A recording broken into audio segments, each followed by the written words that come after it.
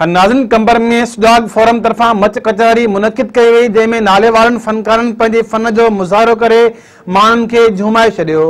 उन वाले सां ॾिसूं था तुफ़ैल चांडियो जी रिपोर्ट। सब खां पहिरियां असीं मेहरान टीवी में दस्पेश था कयूं जो इन सकाफ़ती ॾींहंनि ते हुन सिंध जा ॿेट सिंधी ज़मीनूं सिंधी मिल्कियत जो अनवान रखियो आहे। असीं इन थ्रू इन कल्चर सकाफ़ती प्रोग्राम कल्चर जे थ्रू असां वफ़ाक़ खे ॿुधाइणु चाहियूं था त जेके अवां ये सिंध मथां बार बार हमला करे रहिया आहियो, पहिरियां कराची सिंध खां धार ऐं हिन वक़्तु जेको अवां असांजे ॿेटनि ऐं भंडार जेको तव्हां हमलो कयो सिंध खां अलॻि था कयो, उन जी कोशिशि था कयो, असीं कतई ईअं थियणु कोन ॾींदासीं। 6 डिसंबर ते मेहरान टीवी सां बिल्कुलु गॾिजी करे हिकिड़ो पंहिंजो अमन जो पैगाम भी ॾींदो ऐं एहतजाज भी रिकॉर्ड कराईंदो त जेको ॿेट आहिनि उहे सिंध जी मिल्कियत आहिनि, पर वफ़ाक़ पंहिंजे मनमानियुनि खां कोन पियो मुड़े, उहो सिंध ते हमला थो करे।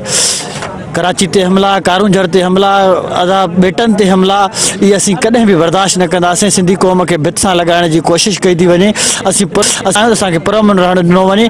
जीअं असीं कालाबाग डैम जे ख़िलाफ़ सिंध हिकु एहतजाजी तहरीक में हुई या MRD जे दौर में तहरीक में हुई, पर हिन वक़्तु भी सिंध तहरीक में आहे, पर वफ़ाक़ पंहिंजे मनमानियुनि खां नथो मुड़े। इहा हिकु वफ़ाक़ जी हिकिड़ी कब्ज़ेगिरी या कॾहिं भी सिंधी क़ौम बर्दाश्त न कंदी।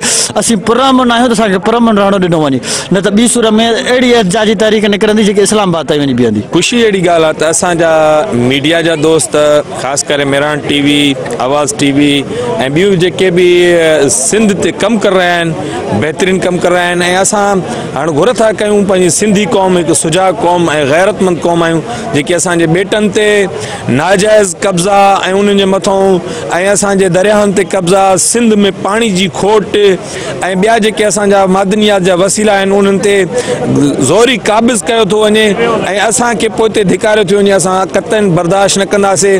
ऐं 6 डिसंबर ते जेको ही वॾी रैली आहे असांजी पूरी सिंध में, हर घर हर बच्चो ॿार असांजो रोडनि ते निकिरी करे उहो ऐलान थो करे त असां हिकु सिंधी बाशहूर क़ौम आहियूं। जेका मिल्कियत आहिनि ऐं भंडार ॿेट हुजे ऐं असांजो ॾिंगी ॿेट हुजे, जेको आहे उहा कंहिं बि सूरत में जेको आहे असां वफ़ाक़ जे हवाले करणु कोन ॾींदासीं। जेको वफ़ाक़ जो कब्ज़ो आहे जेको आहे उहो कंहिं बि क़िस्म जो असांखे बर्दाश्त न आहे।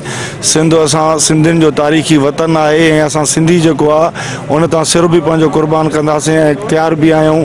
ऐं हीअ जेका जागीरता मुहिम जेको आहे असांजी जेका सिंधी मीडिया हलाई आहे ऐं असां उन्हनि खे सलाम पेश था कयूं त हिन में जेको आहे हर जेको आहे नौजवान खे शऊर आयो आहे ऐं सिंध ते कंहिं बि क़िस्म जी सौदेबाज़ी क़बूल न कई वेंदी। सिंध जी जाग्राफिया ते कंहिं बि क़िस्म जी हथ चुरांद जेको आहे बर्दाश्त न कई वेंदी। जेको मां इन तव्हांजे हिन तवसुल सां जेको आहे सो इहो ॿुधाइणु चाहींदुसि त दुनिया जी तारीख़ तव्हां खोले ॾिसंदव त हमेशह जेको आहे इनक़िलाब तालीम सां आया आहिनि ऐं सिंध में हिन महिल जेको बि मसइला थियनि था हिन में जे असां मसइलनि खे घटाइणु चाहींदासीं त जेसीं ताईं असां पंहिंजी तालीम खे बहितर नथा कयूं तेसीं ताईं जेको आहे सो मसइला ॾींहों ॾींहुं एड़ियूं गिड़ थींदा वेंदा, माना सॉल्यूशन को बि न निकिरंदा।